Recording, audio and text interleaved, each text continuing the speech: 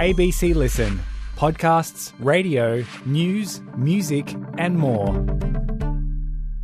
When Hannah Diviney was growing up, the two places in the media where she saw people who looked like her was as Paralympians or in road safety ads.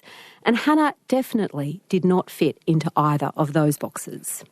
Instead, Hannah became the first Australian with a disability to do a sex scene on TV. As well as an actress, Hannah is a writer and an advocate. She's co-created a media company, spoken at the National Press Club of Australia, along with many other forums, and has written a memoir with the very brilliant title of I'll Let Myself In. And she's still only 25.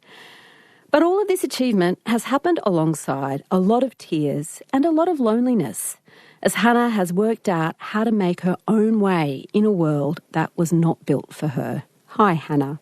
Hi, that was a brilliant intro. Thank you so much. Thank you. You're still young, you know. I don't know if you get am. sick of people pointing that out to you who are older than you. Yeah, I've got a long way to go.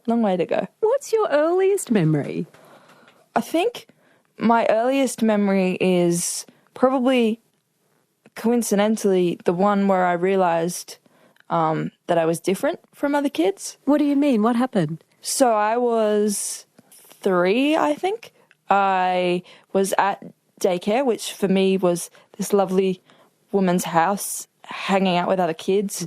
And we just had this like really nice lunch. And my best friend at the time, Natasha, got up from the table and ran off to play. And I went in my head, well, I'm finished too, so I'll stand up and go and join her.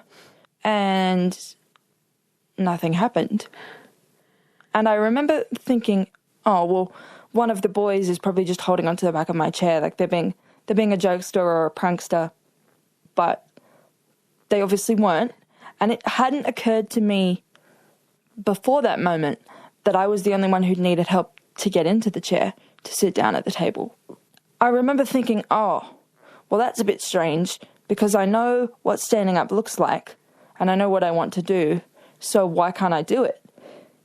And I remember going home that afternoon and basically just saying to my mum, Mum, why don't my legs work? And I don't really remember exactly what she said. It probably would have been something along the lines of, because my mum is a pretty matter-of-fact person and she always has believed in being honest with my sisters and I as children. So even if we asked difficult questions, she'd tell us some age-appropriate version of the truth. So, yes, she would have just explained that I had cerebral palsy and that meant my legs didn't work. And then I would have asked, well, why do I have cerebral palsy?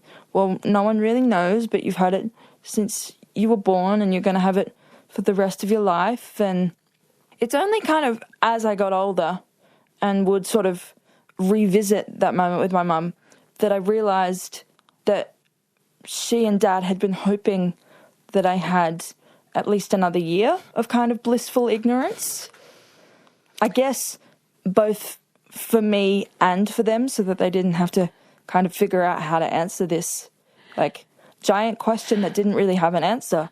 Because, I mean, we learn as kids that, like, just because isn't, like, a valid answer to a question.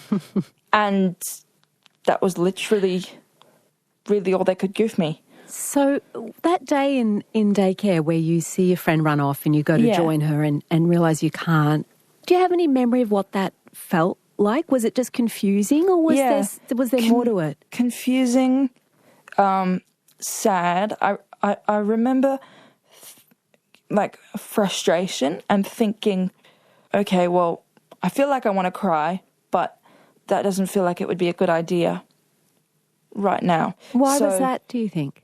I guess somewhere deep down, subconsciously, I'd been putting the pieces together for a bit longer than that moment. So I think my brain knew and understood that this probably wasn't a conversation I wanted to have with other kids around, and that, like, the best person to ask for an answer was going to be my mum.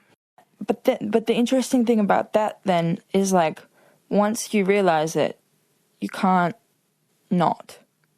So from the moment you realise it, everything has changed forever because you will always realise it. Like, you can't go back to that, just awareness in your own body anymore.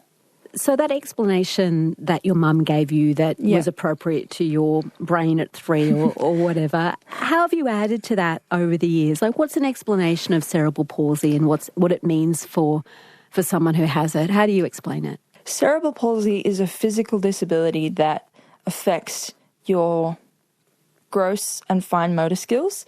In non-scientific English, that means I struggle with things like walking, balancing, standing, being able to like pull pants up, all that kind of stuff, get dressed, be in the bathroom on my own. But it also means like smaller things like doing up the buttons on a shirt or using cutlery properly or having neat handwriting are really hard for me. And the thing is, like, cerebral palsy exists as something of a spectrum. So down one end, you have people who might only be affected on one side of their body. So you might see them walk slightly lopsidedly. Like, oftentimes people with hemiplegic cerebral palsy, which is what it's called, will get accused of being drunk because they look like they're intoxicated based on the way they're walking, but it's just how they walk. Or you've got someone like me who kind of sits in the middle, and then you've got people right at the other end who pretty much the only thing they can do on their own is like breathe and swallow, and even that can be difficult sometimes. It's to do with a lack of oxygen to the baby's brain at some point during pregnancy, birth, or after birth. So I was born 12 and a half weeks premature. My birthday is supposed to be in November, and it's at the end of August. So my mum was only 6 months pregnant when I was born. Not what you want to hear when you're having your first baby. Like, to give you some perspective, my first hat fit a tennis ball. My dad's wedding ring fit around my arm. Clearly, at some point, the womb didn't feel safe anymore, so I hit the eject button. So clearly, like, my self-preservation and survival instincts were intact. I guess we just had to wait and see and hope that I would grow, and also that the consequences of being born so early wouldn't be too chaotic. Like, yes, I have cerebral palsy, but I'm very lucky in that I don't have like any real secondary conditions associated with it.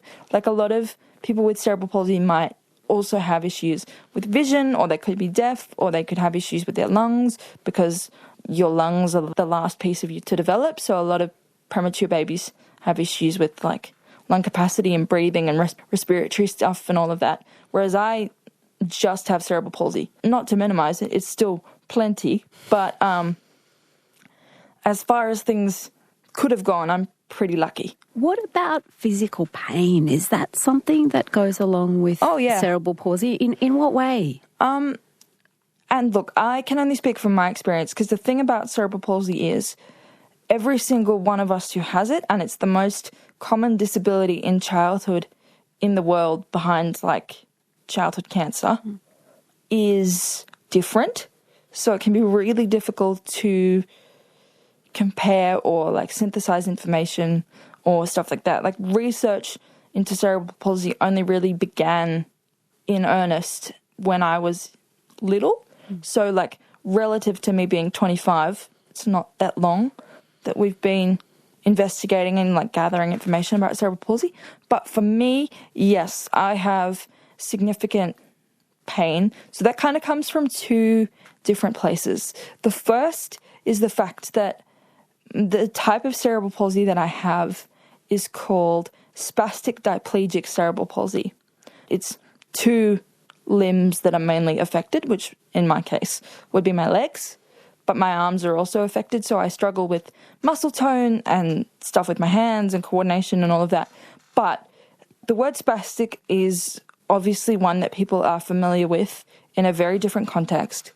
But in this medical sense, it refers to spasticity, which is an unending involuntary tightness in my muscles.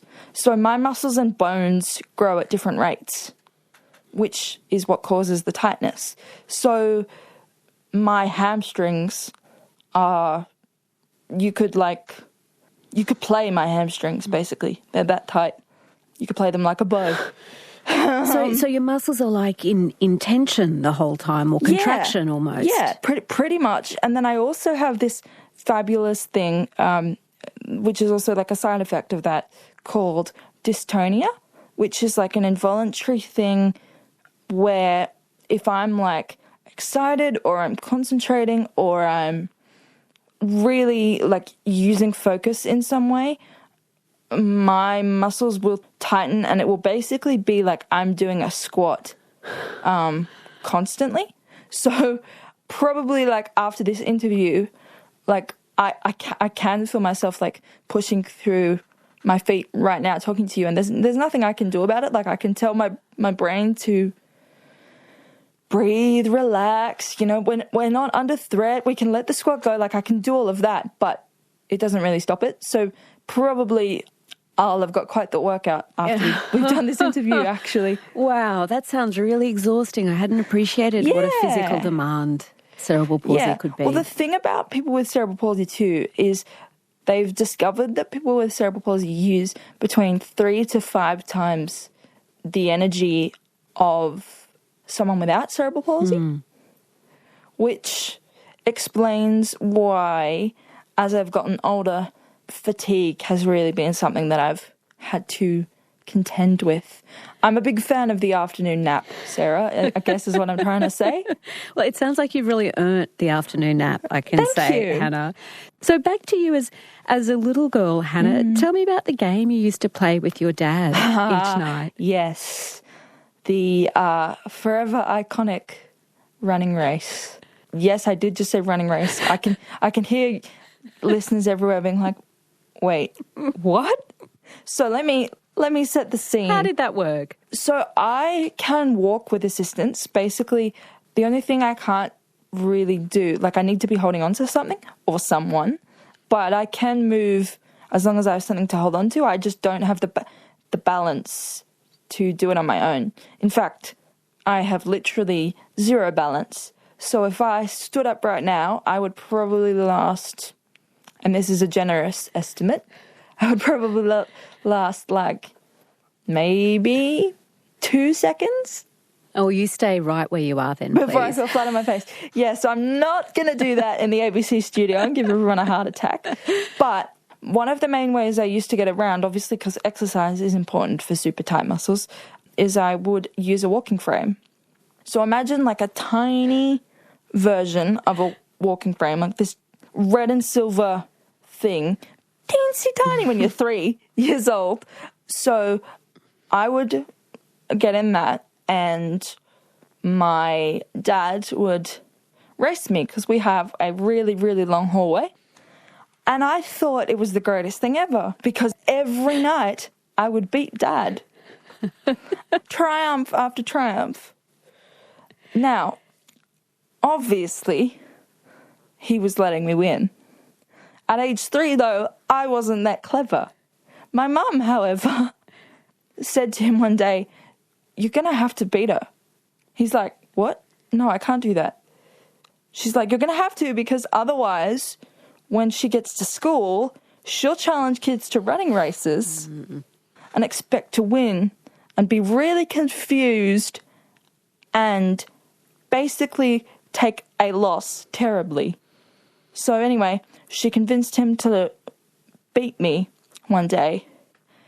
How did you react to that, having this, trophy snatched from you? When you see, like, a toddler, like, screaming so hard, you think their lungs are going to, like, leave their body. You're just like, oh, my God, how is there enough air in you? Like, aren't you exhausted from, like, screaming that intensely? Yeah, that was me. I was a screaming, crying puddle on the floor, and my dad was just, like, watching me in horror, and Mum was like, "I told you." And did she explain to you, or Yeah. did they? So what conversation did you have with your parents after that? They kind of very seriously sat me down and said, "Look, we hate to break it to you, but you're probably not going to win any running races. But I want to. Well, you're probably not going to. But what if that's what I want to do? Well, it doesn't really matter if that's what you want to do. It's not gonna happen. You're gonna find it difficult, and we just have to find what you're good at, find what you like doing. There was something else that had nothing to do with running that you already kind of imagined yourself in your future. What were you passionate about from a young age? From the age of about 4, I decided that I wanted to be an author. That was about the age I figured out that the bedtime stories I would beg my parents to read me and eventually tell them, no, I can read that myself, thank you, were written by real people. I kind of understood that the name at the bottom of the book was a real person, and I was like, wait, this is a real job? What? I think probably the most clear example of that is my mum had always raised me on Peter Rabbit and stuff like that, and I remember being like, wait, Beatrix Potter is real? Her house is a real place? Can we go? And Mum being like, well, not right now, but yeah, one day we can go to Beatrix Potter's house, because Hilltop Farm is obviously now a tourist attraction over in the UK, and I have actually been there. There is a photo of me at age 8 or 9 with a grin so wide you could probably split my face in two, being held up by Mum outside the gates of Hilltop Farm, being like, oh my God! And that was also kind of the age that I started to tell stories. The first story I wrote was a story called Christmas at Arndu, because Arndu was the name of the preschool that I went to. And my mum wrote it out for me, so I dictated it to her. And I remember the ideas were coming out of my brain and my mouth so fast that she kept saying that I had to slow down because she couldn't write that fast. But she wrote it out for me on alternating red and green paper in this red fancy gel pen, and then she bound it with tinsel, and I still have it. It's sitting on my bookshelf at home up against my actual book. This is where we started, and this is where we got to.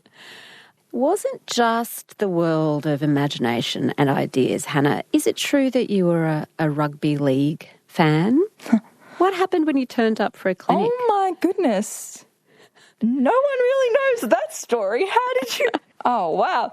The ABC's got eyes everywhere, guys. Careful. They're watching. That's it. So, I obviously struggle to participate in sport, but I am an avid watcher of sport.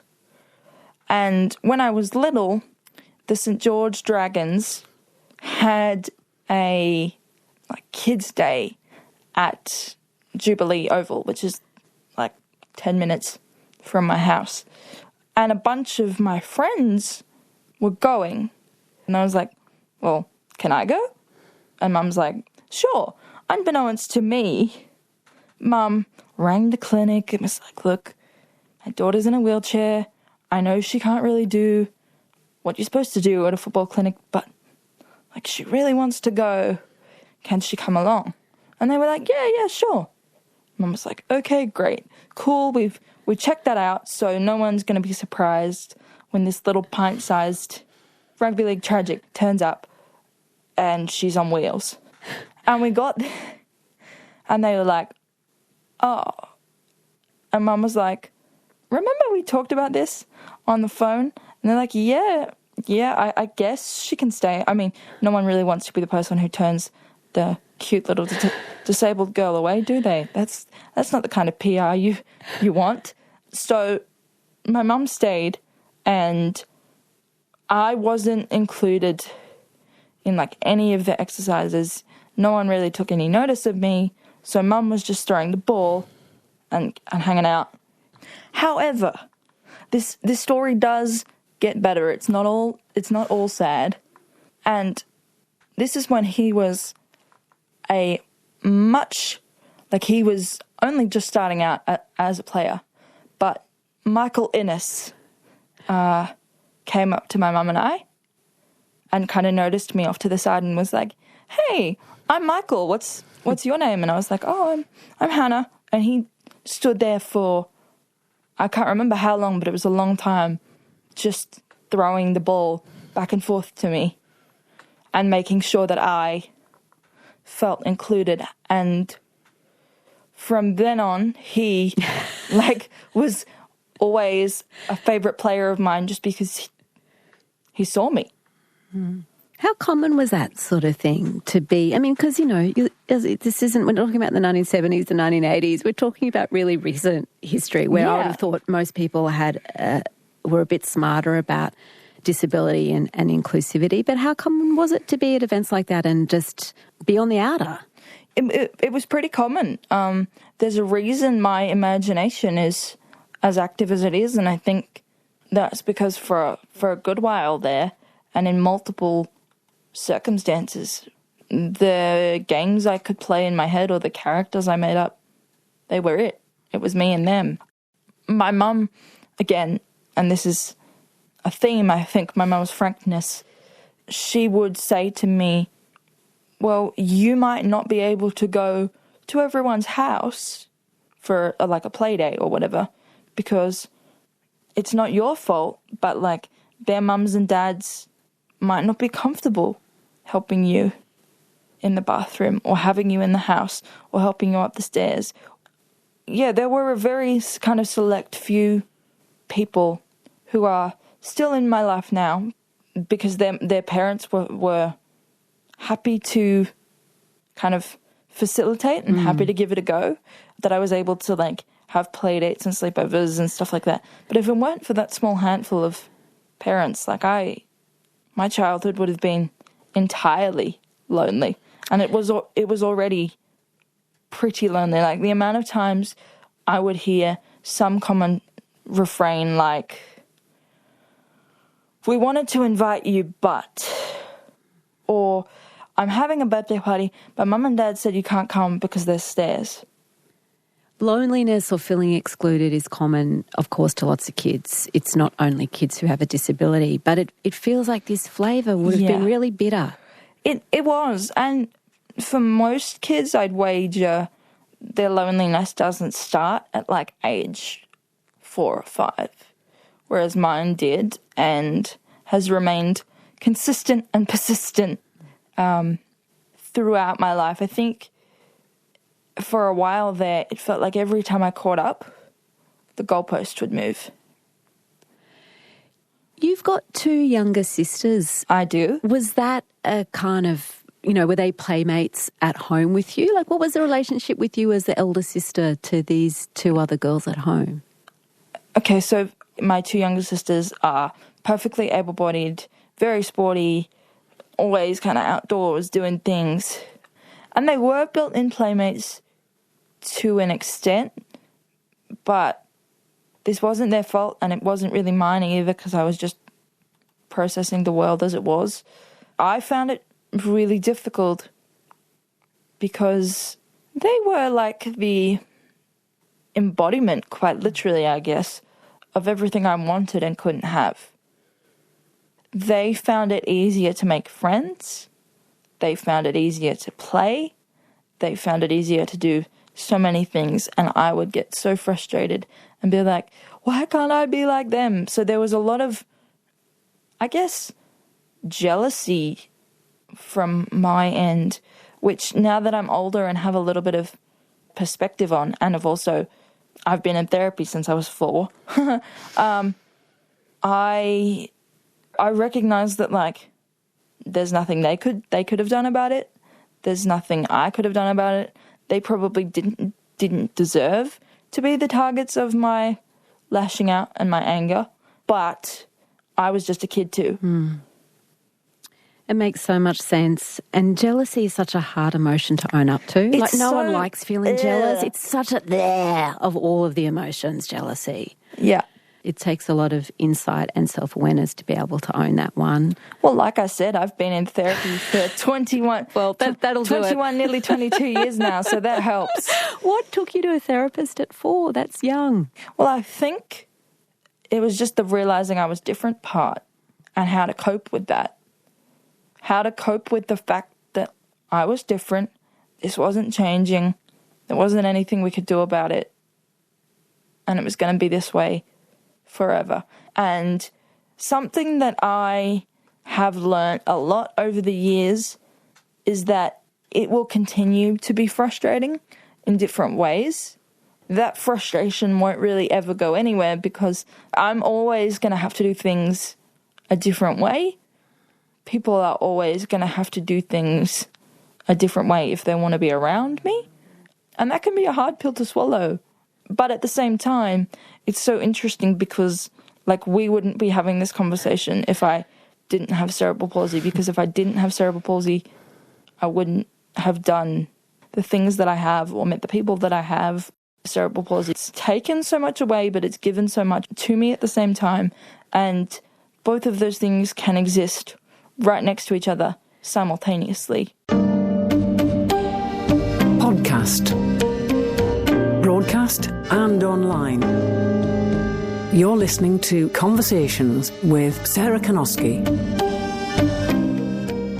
Was there a moment as a teenager where you go from just wishing you could be like everyone else to deciding I'm going to advocate for the kind of body that I have, the kind of reality I have, and speak out on behalf of me and other people who are in my situation? Like, was that a moment that you can pinpoint or a longer evolution? How did it happen? So it kind of happens in two parts, I guess, because my family had always believed very strongly in giving back. I had always been raised to, like, think about donating money at Christmas and all of that kind of stuff. And we were very closely connected with the Cerebral Palsy Alliance, who were the main service provider for all my childhood needs. I had therapy there from 12 weeks old. So we would often raise money for them or, like, raise money for other kids who needed equipment, because before the NDIS came along, there used to just be, like, this kind of centralised, ginormous waiting list for equipment. And then when I was 13, I co-founded this event with a friend of mine, Mickey Campbell, called the Krazy Kosci Klimb, which is an endurance event that sees people with cerebral palsy, particularly young people, but people with cerebral palsy and their families conquer Mount Kosciuszko. And we just did our 10th event in February this year. But despite those things, in high school, there was nothing I wanted less than to be a disability advocate. When I was a teenager, I wanted nothing more than to, like, proverbially run as far as I could from the fact that I was being disabled and would be disabled for the rest of my life. I was determined that my disability would not define me and that it would, like, barely come up in conversation, barely be a part of who I was. And I think what I learned, especially as I got more on the internet and in different communities, like, I would see disabled people online on Instagram or on Twitter and be like, oh, well, maybe the thinking should be not that my disability doesn't define me, because of course it does. It defines the things I care about, the choices I make, the things I don't care about, the way I look at the world.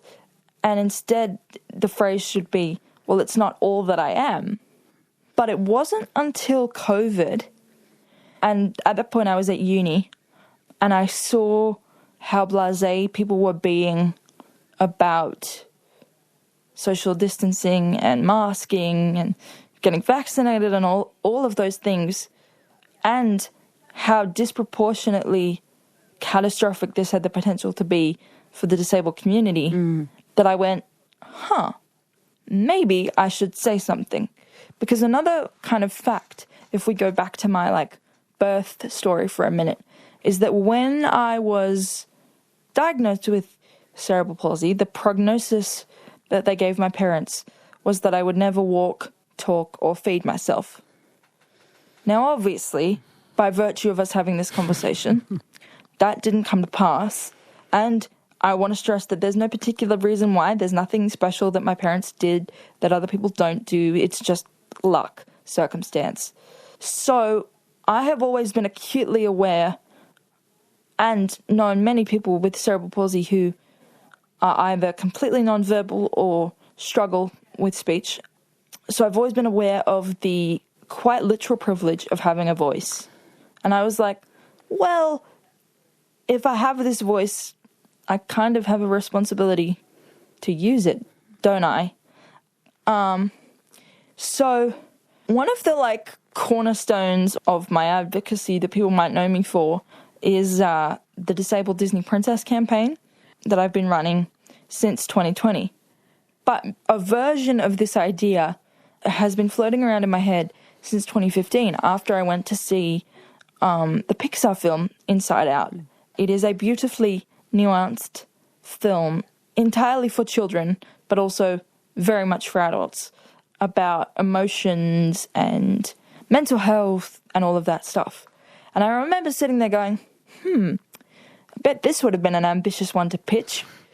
Let's make a kids' movie about mental health. Are you out of your mind? What about a superhero? Let's do a superhero instead. But they pulled it off, and I went, well, if they can do that and they can handle it so beautifully and so deftly, it's kind of, no pun intended, like a hop, skip and a jump to a disabled character. So I wrote Disney an open letter. I put it on my blog that I had at the time, and I also mailed a physical copy to Burbank, California. Never got a reply, but I did mail it. And I, just on a whim, decided to tag Mia Friedman, who obviously runs and created Mamma Mia, in the article on Twitter. And I did audacious, bold stuff like that all the time. I didn't think she was actually going to read it. But the next thing was me getting a message asking if they'd be able to publish it on their parenting site. And I was like, yes. At that stage, I very much wanted to be a journalist. That was the career path that I thought for sure I was headed down. So I was like, yes, byline, please. And then I got an email from one of the editors at Mamma Mia on Mia's behalf, asking me if I'd like a job as a junior editorial assistant. So I did that for a year, and that finished just as my HSC started, which ended up being a good thing.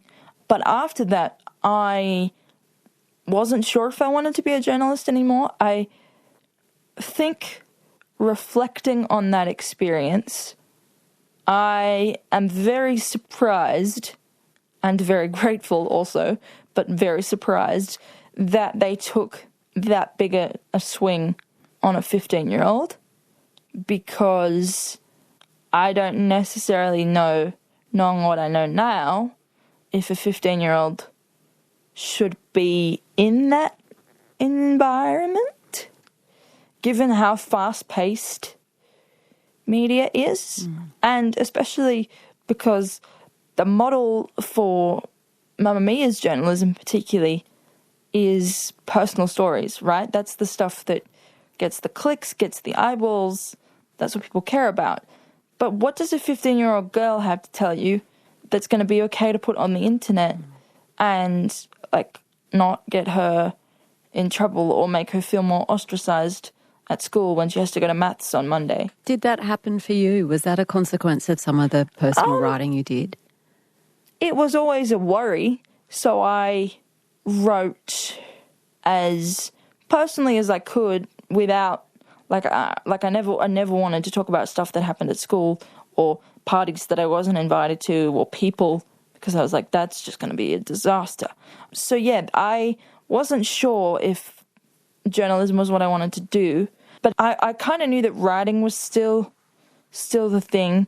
And then kind of the snowball just kept rolling, and I'd started to develop a bit of a name for myself, And then was thinking about how much representation at the childhood level mattered to me, and the kind of Disney idea came back around. But this time I fine-tuned it into a disabled Disney princess, specifically because I'd gotten wise enough to, like, the machinations of how that all works, to be like, if I want maximum exposure for a character, a Disney princess is the way to go, because they're the characters that get the bedspreads, the lunchboxes, the costumes at Halloween, the books, the toys. Like, if we're going to change how people think about disabled children, we want a princess because she will be everywhere. That got a ridiculous amount of attention. I think like over 60,000 people from around the world signed that, including some like ridiculously high-profile names, which blows my mind. And then I would get nominated for a couple different awards. The call about doing latecomers came through, although I was only supposed to be filling in for that day and like giving them some advice on where the story was going. There was no thought in my head that I would ever act in the show. Well, I want to ask you about Latecomers. It's such a great, series. Thank you. Funny and unlike anything I'd ever seen on TV. Thank you very much. Go SBS. Appreciate that. Yes, we are very grateful to SBS, and we also encourage networks around the country and around the world to follow their lead, because there are more disabled stories that need to be told specifically, but there are also more stories that disabled people can just be a part of. In that show, Hannah, you became the first Australian person with a disability to film a sex scene. How did you feel about doing that? Like, what in anticipation, what was going through your head? So, I guess I did mention before that I wasn't really supposed to be in the show. I got an email from a producer, Liam Hyan, who is a dear friend of mine now and an absolute gun in the Australian filmmaking scene, and it was basically like, hey, we've been paying attention to your advocacy. We think you'd be great. Would you come and do like this read for the main female lead of Latecomers? It's just going to be a bunch of actors in a room reading the lines so that the writers can hear the dialogue in real people's mouths and see if it actually sounds like conversation that we would have. See if the jokes are landing, all that kind of stuff. And I'd always been a drama kid, like very much on or near a stage, went to school holiday camps at night, I did all that kind of stuff. So I was like, cool, I'll get to be a teensy tiny part of this TV show. And when it comes out and I'm watching it with my parents, that'll be something I can say. And hopefully whoever the lead actress is will want to be friends with me, because how cool will that be? A disabled actress, like amazing, great.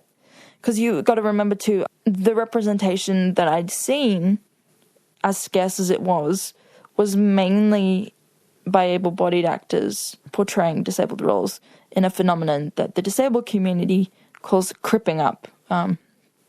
So that was kind of my experience of representation, whereas this was characters with CP, actors with CP, writers with CP, the whole thing. So anyway, I went to this read and had an absolute ball. And then at the end of it, the director and the head of casting came over to me and said, "You're auditioning for the show." And they phrased it as a statement, not a question. So anyway, I kind of auditioned and got really close and then freaked out because, as you mentioned, it's quite a vulnerable position to put yourself in.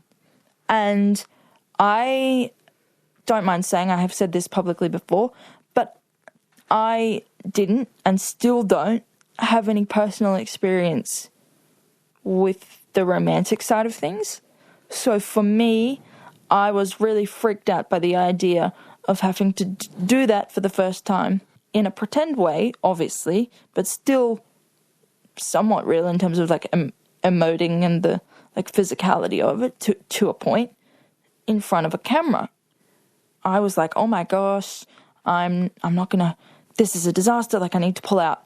So I rang the director and I was like, look, I'm really, really sorry. I know this isn't what actors are supposed to do or whatever, but I don't think I can do this. Like, I haven't done this in real life yet. I don't think I'm going to be able to play pretend. It's going to be really psychologically messy and confusing and what have you. The director, who is also now a dear friend of mine who I've worked with multiple times, didn't know me that well at that point and still happened to say the one thing that kind of made me stop. And it was, oh, well, we were probably going to pick you. And I went, oh. So then in my head, my brain went, well, now when you watch the show, what are you going to be thinking? That could have been me. If only I'd been brave enough. I could have been in a show and done something really cool and made history. So you decided to do it. So what was it like, the actual filming? As you say, you know, like lots of actors do things for the first time on screen that they haven't done in real life, but something as intimate as making out with someone, that's a big one to do for the first time. It certainly is, and I was very, very lucky that I had an amazing co-star, Patrick Janor, who, or PJ as we call him, who I couldn't have asked for better. And also we were really supported on set with an intimacy coordinator, which is basically like a choreographer for that kind of stuff. So they keep everyone safe, they make sure your boundaries are clear, everyone's got consent, everyone feels comfortable, all of that kind of stuff. I couldn't imagine what it would have been like to do those sorts of scenes before that sort of care came into the picture. But yeah, I'm really grateful and am forever very proud of that scene. Thinking about it makes me quite emotional, actually. Tell me about the pride. I know what it meant to me, what it would have meant to me as a teenager, what it means to our community, because I get lovely messages from people all of the time telling me how much it means. And it also, as grateful as I am to have been a part of history, the fact that it only happened in 2022 makes me kind of deeply sad at the same time, because it should have happened long before that. And like, yes, we are making progress, but my goodness, progress is slow. Well, it's such a tender, sexy scene, which is what you want from a sex scene. That's exactly what we were trying to go for. So I'm glad to know we accomplished it. You succeeded for this viewer. You know, when you talk about it's the year that it is and still the ignorance or the gaps with representation that there are, that's led you to intervene in the world of pop music, Hannah. Yeah, that was also an accident, Sarah. I'm seeing a theme here. Yeah, lots of accidents. So after Latecomers finished, I was exhausted and like, what the heck did I just do? And was trying to process that. And then like the week after is when the Lizzo stuff happened. So basically what happened was I had been seeing people on Twitter getting upset about this lyric in a Lizzo song where she used the word spaz, which is obviously short for spastic. I've explained before what that actually means in the context of my disability, and we know that it is often used as an insult, like some sort of cultural shorthand for implying that someone either is unintelligent or out of control or doesn't know what they're doing, that kind of thing. It's a word that has been used against me and other people I know by kids in the playground who might not have understood its true meaning or its context, but knew enough to know that using that particular word would hurt. And for me, that felt really kind of antithetical to who Lizzo presented herself to be at that time, like a real kind of acceptance, body positivity kind of focus, everybody's welcome here kind of thing. So I couldn't really understand how that word had made it into a song. And so I just kind of gently but firmly on Twitter explained and asked her to do better. And the tweet took me maybe like 30 seconds to write. And then I picked up my phone a few hours later and went, ow, that's hot. Why is that so hot? What the hell? And then I looked down and I just see like a sea of Twitter notifications, and I was like, oh boy. And it got to the point where it was being shared so widely that I figured someone who knew Lizzo or someone connected to her team would eventually see it. And I have to admit, I was steeling myself for a kind of half-hearted celebrity apology, but Lizzo went above and beyond and was incredibly gracious and posted like this beautiful statement on her Instagram that basically said, look, I know what it is to have words used against me too. I didn't realize. Now that I know, I'm going to change it. No issues. And if I thought things were big before that, as soon as she changed it, they exploded beyond all recognition. And I guess something that I talk about a little bit is like the significant trolling that I got. I think if you drew up a bingo card or a list of all of the insults you could possibly hurl at a young woman in her 20s with a disability, most of them would be checked off by the Lizzo and Beyonce experience, which is very odd. So was it worth doing? I think so, because like 6 weeks later, Beyonce uses the word too. Someone snarky goes, oh, so you're going to call out Beyonce too, like on Twitter. And I'm like, what's happened? So then I'm Googling the lyrics and being like, oh, crap. And then I'm going downstairs to my mum and being like, Mum, I have to call out Beyonce. Beyonce's fans are scary. Like, what's going to happen? Did she encourage you not to? Or No, she was like, you have to. So then I wrote this article that got picked up by The Guardian, and a couple of days later, I woke up to my phone ringing, and I answered it and was live on radio. And someone said, so, how do you feel about Beyonce changing the lyric?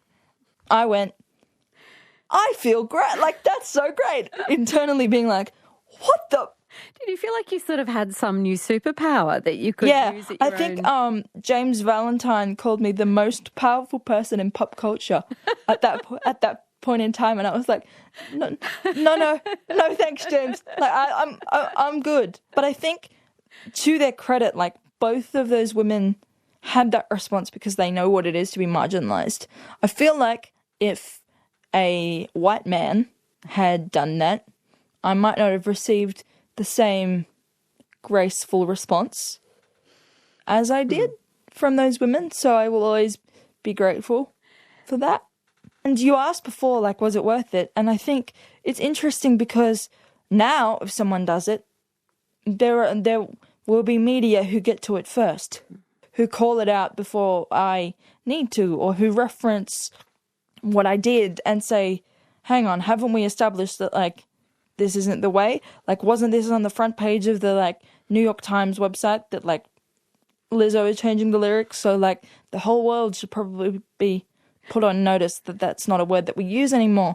And, like, the amount of messages that I got from people being like, thank you for speaking up, like, this word has always bothered me, or from people being like, oh my gosh, I didn't realize that word was offensive or whatever, so now I'm going to, like, either cut it out of my own vocabulary or pay attention to what my friends are saying, what people are doing. So yeah, I'm really proud of that, even though it was a interesting experience. The last few years, you know, they've been such, as you said, a snowball for you. Like, it must have been a whirlwind. It's felt like being shot out of a rocket.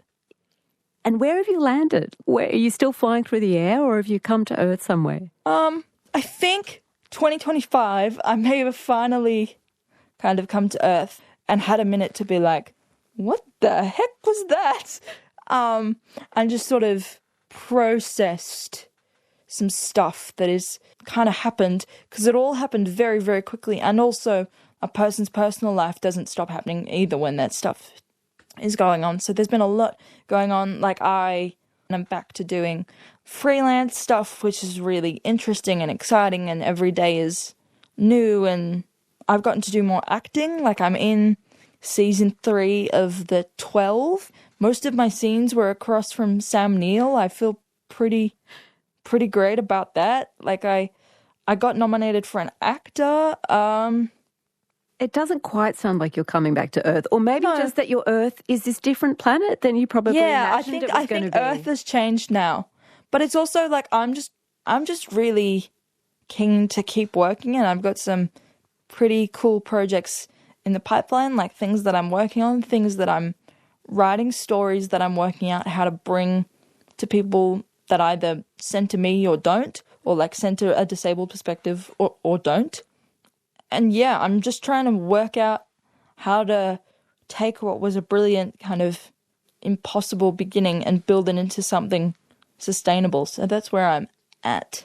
There's so much ahead, and we're lucky that we just get to watch where you end up. Thank you so much for being my guest. Thank you for having me. This was great. Hannah Diviney was my guest on Conversations today. Hannah's memoir is I'll Let Myself In. This conversation was recorded on the lands of the Gadigal peoples and of the Turrbal and Yagara peoples. It was produced by Alice Moldovan.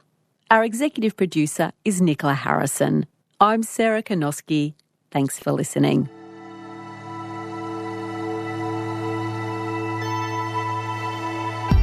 You've been listening to a podcast of Conversations. For more Conversations interviews, please go to the website abc.net.au/conversations.